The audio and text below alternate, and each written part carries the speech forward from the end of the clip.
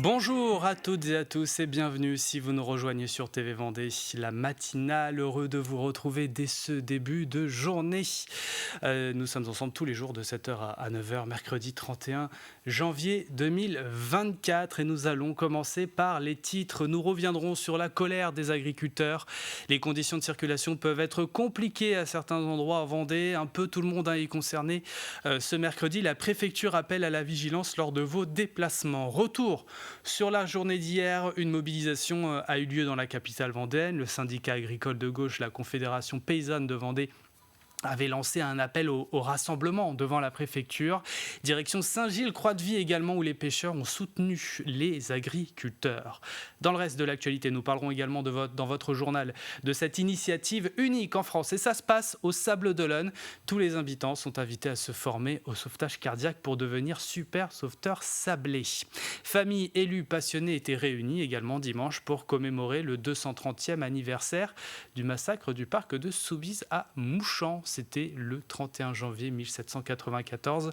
Nous y reviendrons en fin de JT. À suivre également, deuxième partie, le plus de l'info, le ciné de la semaine. Et puis l'extrait du jour, nous vous montrons un passage de Il y a une asso pour ça à retrouver aujourd'hui sur TV Vendée juste après la matinale. Le jeu de la semaine, notre partenaire c'est La Petite Soupe. Ils sont basés du côté de Némy. Et il vous est offert le coffret La Boîte qui fait miam. Ce sont essentiellement des produits locaux et de saison qui sont à remporter. La question arrive, le troisième indice également. Avant tout ça, les prévisions météo du jour, ce sont les éclaircies qui s'impose, qui domine, et ça va commencer dès ce début de journée. Il faudra faire avec quelques nuages quand même dans le sud-ouest du département, mais ces derniers seront inoffensifs. Température en nette baisse, mais cette fois, on peut le dire, elles sont de saison. Le mercure affichera en moyenne de 6 à 7 degrés. Cet après-midi, le soleil qui domine encore une fois sur le département, en dehors des nuages bas, toujours plus présents dans le quart sud-ouest. Au plus doux, il fera de 13 à 14 degrés. Les marées, la pleine mer est passée tout à l'heure à 7h30, puis reviendra dans la soirée à 19h50. La basse mer arrivera quant à elle en début d'après-midi, 14h05. Coefficient de marée 67-64 aujourd'hui. Les marchés alimentaires du jour, sur notre carte, on peut voir qu'il y en a un peu partout dans le département le mercredi. On peut en trouver à Saint-Pierre-du-Chemin, Angles, mais aussi Bellevigny, La Roche-sur-Yon, 13-Septier également. Un point route avant les éphémérides, et ça vous concerne si vous prenez la direction de Nantes. Sachez que le pont de Cheviré est coupé dans les deux sens de circulation ce matin. Le mouvement des agriculteurs FNSEA Loire-Atlantique et JA 44 donc, et soyez prudents donc si vous vous trouvez dans ce secteur ou si vous vous y rendez. Nous sommes le mercredi 31 janvier 2024 et le 31 janvier, nous souhaitons une bonne fête aux Taïeb, Aïden et Marcel. C'est la journée à l'envers ce mercredi. Je ne sais pas plus sur l'origine, mais maintenant, vous le savez, des personnalités fêtent leur anniversaire ce jour. Dans le domaine de la musique, nous avons Kinvey, 41 ans aujourd'hui. Justin Timberlake a quant à lui 43 ans. Dans le cinéma, on a Harry Habitant qui souffle sa 50e bougie. Dans le sport, nous avons l'anniversaire du boxeur français Brahim Asloum qui a 45 ans. Coup d'œil vers le ciel pour vous dire que le soleil va se coucher en début de soirée à 18h07 en Vendée. Voilà pour les quelques infos pratiques. Place au journal.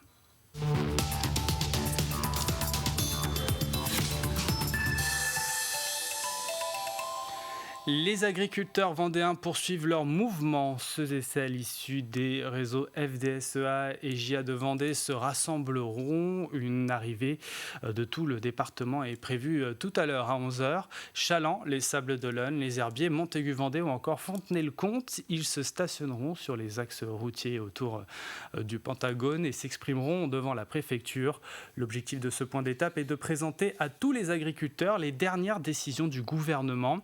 Et à cette occasion, Éric Coutan, président de la Chambre d'agriculture, Brice Guyot de la FDSEA Vendée et Flavien Martineau des JA prendront la parole.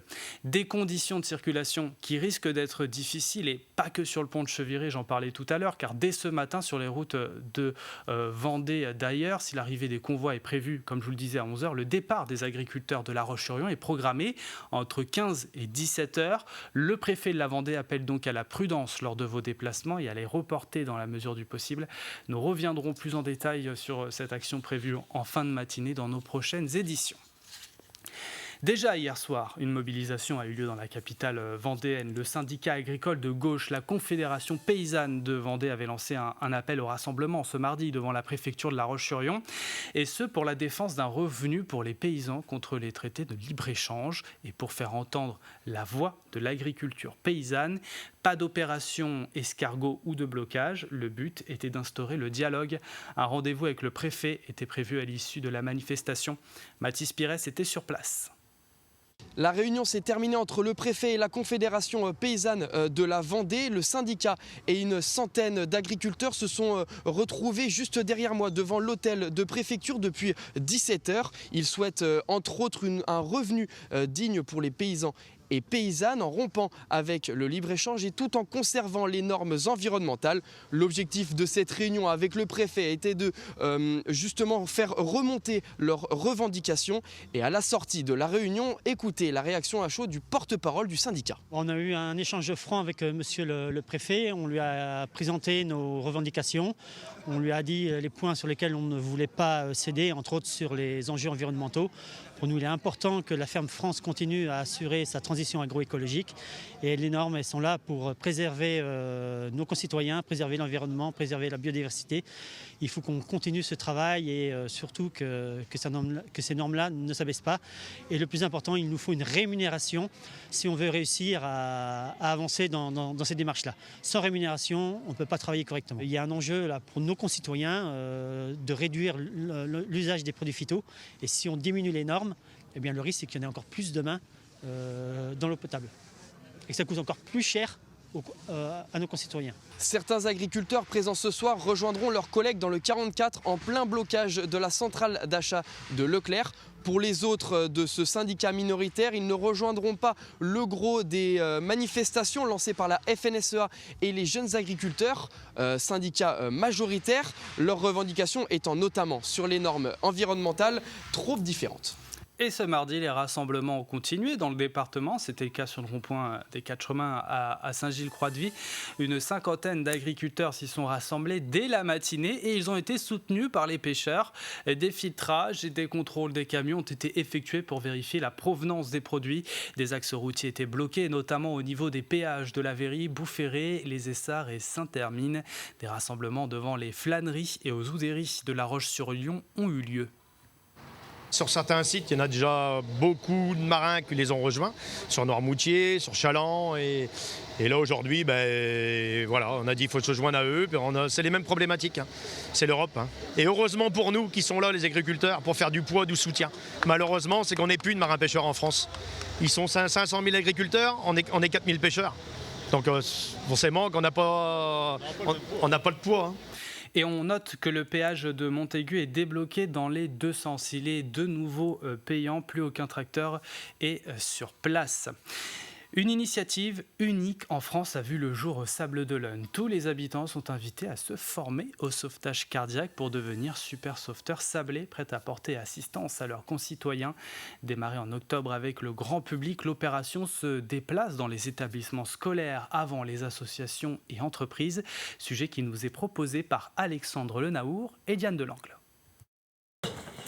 Oh bah oui, t'es forte, Vas-y. Moucher Nounours lui prodiguait de petits soins, appliquer des glaçons sur une bosse jusqu'à apprendre à désobstruer ses voies respiratoires. Au Sables d'Olonne, les formations au sauvetage démarrent dès la maternelle. Commencer le plus tôt possible, c'est le mieux, puisqu'ils vont avoir les bases tout petits et petit à petit, on augmente les gestes de secours. On leur apprend essentiellement à appeler les adultes. Et puis les plus grands, on va pouvoir insister un petit peu plus sur le 18. L'opération Pouvoir Sablé, qui vise en 1 heure à former au sauvetage cardiaque l'ensemble des concitoyens de la ville, a démarré au mois d'octobre, avec 10 jours en continu sous un chapiteau place de la Liberté. Autour maintenant des scolaires, toujours avec la participation de la protection civile, de la Croix-Rouge, de la SNSM et de la Fédération française de la cardiologie. On est parti d'environ 9000 sablés qui a été formés, 20%. On a formé 3280 sous le chapiteau, donc on était à 12 000. Là, avec les scolaires, on va arriver à 15 000. On a 45 000 habitants habitants sur la ville des Sables-d'Olonne. On peut considérer qu'on a environ 35 000 personnes à former, entre les enfants de 0 à 3 ans qu'on ne va pas former et les personnes qui sont en situation très âgées, qui ne sont pas capables, parce qu'on ira aussi dans les résidences seniors voir les EHPAD sous un format différent. Donc on avance petit à petit pour arriver à 40-50% et pourquoi pas arriver à 100% qui est l'objectif final. L'initiative est complètement unique en France. D'autres villes, notamment Cannes, l'observeraient de près. En matière de prévention, la France a beaucoup de retard sur d'autres pays. On sait qu'il y a environ 5% de taux de survie sur un arrêt cardiaque en France, parce qu'il y a un taux de formation qui est très faible. Sur des pays du Nord où on a environ 80 à 100% des gens formés, on est plutôt à 40-45% de taux de survie. Donc est-ce qu'on a l'ambition d'aller mesurer l'évolution du taux de survie? Clairement pas. C'est pas une étude médicale, mais pour le coup, on sait que plus on forme de gens, plus on aura des résultats et plus on a des chances d'intervenir. Et on veut dédramatiser cette prise en charge. On veut que tout le monde soit réuni dans une grande communauté de super sauveteurs sablais. Muni de son super pouvoir, chaque nouveau sauveteur est invité à s'inscrire sur l'application Sauve Life.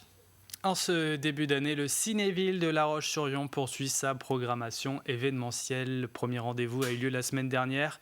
L'humoriste Maxime Gasteuil était sur place pour présenter son film 14 jours pour aller mieux. C'est l'histoire d'un cadre au bord du burn-out, seul à ne pas s'en rendre compte, qui se retrouve embarqué par son futur beau-frère Romain au beau milieu de son pire cauchemar, un stage de bien-être. L'acteur était aux côtés de Romain Lancry et du réalisateur Édouard Pluvieux. Nous y étions et ce sont des personnes de bon goût puisqu'ils aiment notre territoire. Voilà. Et moi, la Vendée, j'ai un de mes deux grands-pères qui est né en Vendée. Et moi, j'adore les brioches vendéennes. Voilà, c'est le seul truc que j'avais. Non, on adore la Vendée. Moi, je viens beaucoup jouer dans votre région avec mes spectacles, donc on est heureux de vous présenter ce film. Il n'y a qu'avec les spectacles où tu as un vrai retour direct et avec les films, tu l'as jamais. C'est pour ça aussi que c'est super de faire des tournées d'avant-première. Tu as un retour direct. Il a raison, on va se rendre compte maintenant de ce qu'on a créé en fait tous ensemble et puis surtout qu'à partir du 6 mars, il nous appartient plus. Parce que c'est sa date de sortie, donc après il est à vous. Mais là on a encore ce plaisir et ce privilège de pouvoir sentir dans les salles le bonheur qu'ont les gens à le voir. La Vendée, le 6 mars, il n'y a personne dans les rues, vous êtes tous au cinéma s'il vous plaît. Et nous reviendrons sur cette avant-première dans le ciné de la semaine où il sera question des rencontres que les acteurs ont pu faire sur le tournage notamment et un passage de la bande-annonce. Et puis le 31 janvier 1794, 200 personnes ont été massacrées au parc Soubise de Mouchamp pendant les guerres de Vendée. Sur les 200 tués, 15 noms sont connus mais seulement 2 ont été identifiés formellement. Familles, élus, passionnés étaient réunis dimanche pour commémorer le 230e anniversaire de ce massacre. Le reportage d'Anaïs Escalona.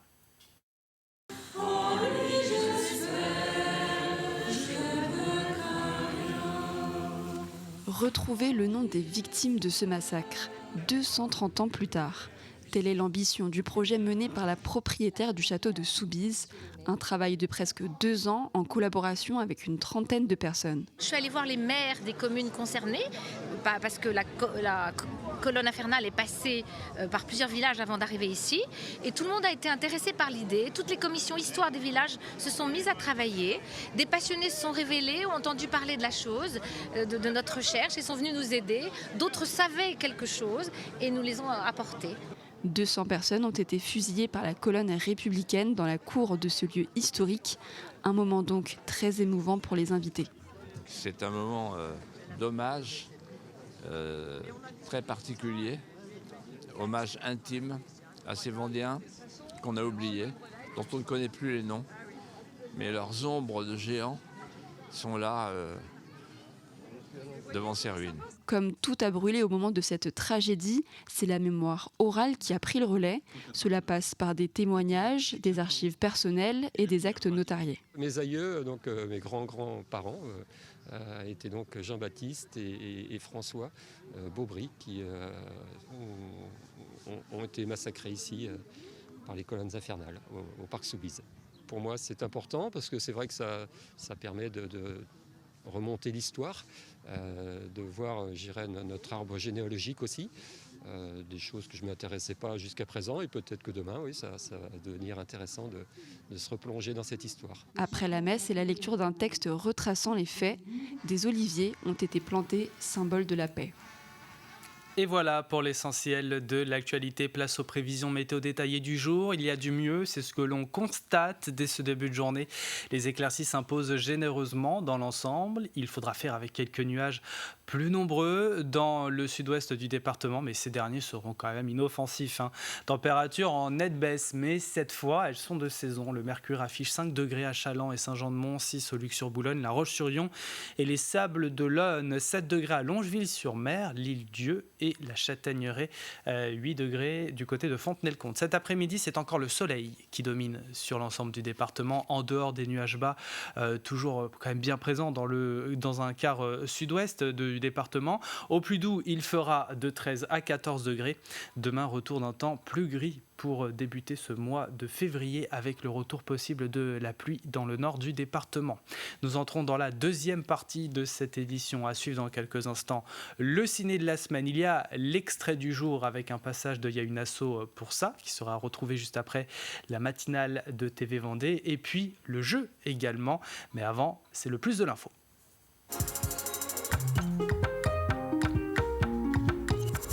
La Maisonnée des Petits Plus, c'est une colocation qui permet à des jeunes adultes porteurs d'un handicap mental d'avoir une certaine autonomie. Un projet de longue date qui a vu le jour en fin d'année 2023.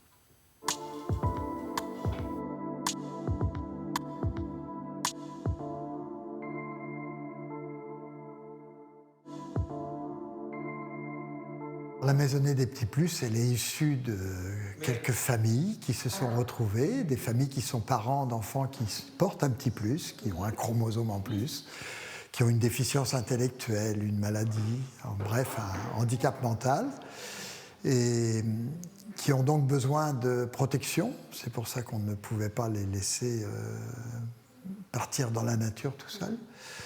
Et qui ont besoin aussi maintenant d'autonomie parce que comme ils sont jeunes adultes, ils ont envie vraiment d'indépendance. Les petits plus, ce sont des gens qui ont une fragilité, mais qui ont du potentiel.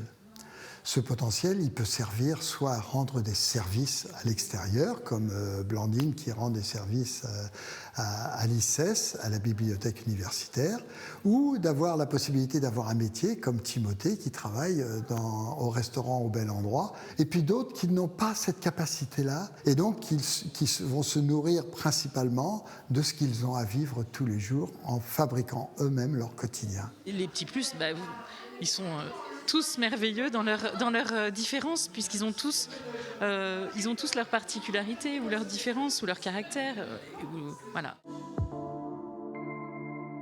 On pouvait soit leur offrir de rester en famille, mais les familles sont un peu vieillissantes, même si on est plein d'amour pour eux, même si on est des aidants, parce qu'on les aide, on les accompagne, mais en même temps, l'avenir, elle ne peut pas être en famille pour eux. On ne souhaitait pas qu'ils soient en établissement où d'abord où il n'y a pas de place. Les listes d'attente sont extrêmement longues. Et puis en plus, les places y sont très chères et le collectif l'emporte souvent sur la personne. Nous, on voulait qu'ils puissent développer toute leur autonomie au niveau personnel. Si vous n'êtes pas en centre-ville, si vous ne permettez pas à deux d'aller là, à un d'aller là, vous ne respectez plus l'autonomie et le besoin de la personne, vous leur imposez le cadre d'un minibus ou d'un système qui va les transporter tous ensemble pour faire systématiquement tous la même activité. Et nous, on souhaitait que chacun, en fonction de leurs difficultés, de leur fragilité, ils puissent accéder à des activités qui soient épanouissantes ou valorisantes pour eux. C'est le démarrage, on est vraiment dans le début de la cohabitation, mais c'est vraiment très sympathique et en fait on voit que chacun trouve ses marques, qu'il y a des affinités aussi qui se créent avec les étudiants, les petits plus, c'est vraiment très sympa. Si.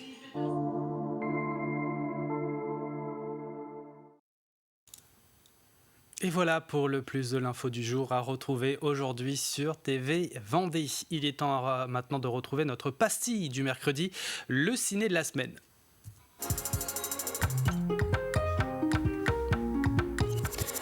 Dans le ciné de la semaine, nous revenons sur l'avant-première au Cinéville de La Roche-sur-Yon, 14 jours pour aller mieux, qui traite du sujet délicat du burn-out. Maxime Gasteuil était présent avec Romain Lancry et le réalisateur Édouard Pluvieux pour nous présenter ce film. Moi, je suis heureux parce qu'on s'attache dans nos spectacles et dans nos films, je le souhaite, bien sûr, plus tard, à faire du dialogue. En fait, vous n'allez pas voir un film où il va y avoir des blagues visuelles. Nous, c'est des histoires qu'on raconte. On a fait ça depuis le début. Enfin, Édouard a toujours fait ça de sa vie, mais moi, depuis que je travaille avec lui, c'était mon intention première, c'est de créer des histoires. C'est le plus important, d'embarquer les gens dans une histoire. Et on a fait ça avec 2 spectacles. Et ce film, c'est une histoire. Et on a dialogué comme on sait faire. Évidemment, pour des questions de comédie, on a croisé 30-40 personnes. On a combiné certains aspects. Ce qu'il faut vraiment comprendre, c'est que les gens qu'on a croisés, à aucun moment on s'en est moqué. Et nous, on venait faire le stage sans avoir les bagages que eux ont. Ils venaient pour des réelles raisons. Il y avait des gens vraiment en souffrance, donc ils étaient ultra touchants. J'espère que ça se sent dans le film. On a essayé évidemment, nous, on en rigole un peu plus, mais on rigole avec eux. Et il y en a qui étaient très marrants, hein. Vraiment, qui étaient perchés et tout ça. Tu sais, le côté prophète, habillé en toge, on l'avait, qui à la fin termine habillé en cuir et danse avec tout le monde. C'est réel. J'en peux plus de tes humeurs. C'est justement le thème du stage que je vais faire. Comprendre les énergies qui nous gouvernent pour mieux les dominer. Bah c'est super, prends-la avec toi. Ah mais super idée. Tu vois, c'est joli. Ouais, c'est joli, on va à Poudlard. Je te préviens, je tiendrai pas 4 jours, hein. Désolé. Ah, on t'a dit 4 jours, c'est 14. Allez, ciao. Je vais aller fouiller dans vos tripes pour faire bouger vos énergies. Ils sont tous instables en fait. Wow. Non mais Wolverine. C'est les X-Men en fait. Et 14 jours pour aller mieux sort en salle le 6 mars prochain. Un nouveau ciné de la semaine vous sera proposé la semaine prochaine. Ce sera donc, on sera du côté de la Châtaigneraie cette fois-ci. Allez, sans plus attendre, place à l'extrait.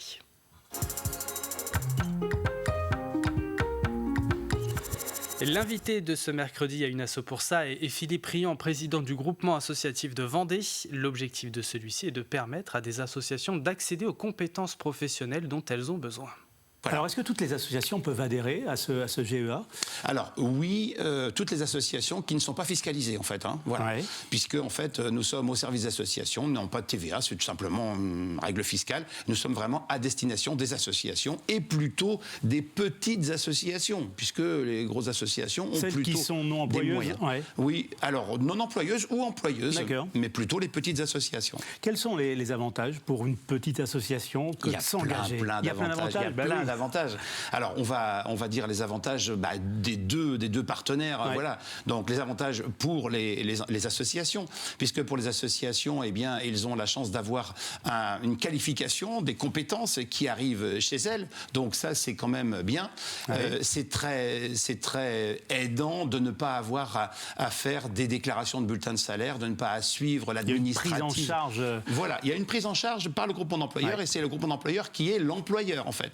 Et ensuite, il y a une mise à disposition, donc simplement une facture mensuelle, et donc ça simplifie énormément les choses. Et puis c'est souple, parce que pour les associations, eh bien, ça peut commencer par quelques heures, puis évoluer, en tous les cas. Voilà. Et puis c'est porteur d'avenir aussi, puisque les salariés qui sont dans les associations, puisqu'ils ont différents lieux de travail, peuvent aussi apporter des compétences et partager. Il y a des avantages pour le salarié aussi, je suppose. Bien sûr. Alors pour le salarié, c'est surtout l'avantage de la stabilité. Nous employons des gens qu'en CDI. Donc voilà, il y a toujours des CDI. Alors CDI sur des temps partiels, mais pour le salarié, eh bien, c'est intéressant d'avoir cette stabilité du CDI, bien qu'aujourd'hui, on sait que les salariés ne cherchent pas forcément des CDI. Mais en tous les cas, il y a quand même cette stabilité. Ça peut être tout à fait compatible avec une autre activité. Bon, voilà, nous avons des gens qui sont auto-entrepreneurs ou qui reprennent de l'activité à temps partiel. Et donc, pour lui, effectivement, ça va être cette assurance, ça va être la diversité des lieux, parce qu'il va travailler dans différentes associations. Puis en tous les cas, pour les salariés, ça a du sens, parce que travailler pour des associations, très souvent, qui aident soit la culture, soit le sport, soit le caritatif, évidemment, ça a du sens et ça donne du sens pour les salariés au travail. Je dois me poser quand même quelques questions avant de m'engager auprès d'un groupement. Il y a des garde-fous si je suis association. Très peu, en fait. Très peu. Bien définir peut-être le profil ? Alors, oui, évidemment, parce que là, effectivement, on essaye d'apporter du professionnalisme et de soulager la charge d'employeur, en fait. Donc, bien évidemment, on fait d'abord un entretien pour reconnaître, repérer quels sont les besoins de compétences. Et ce nouveau numéro est à retrouver dans son intégralité aujourd'hui sur TV Vendée. Avant de marquer une page de pub et nous quitter, place au jeu.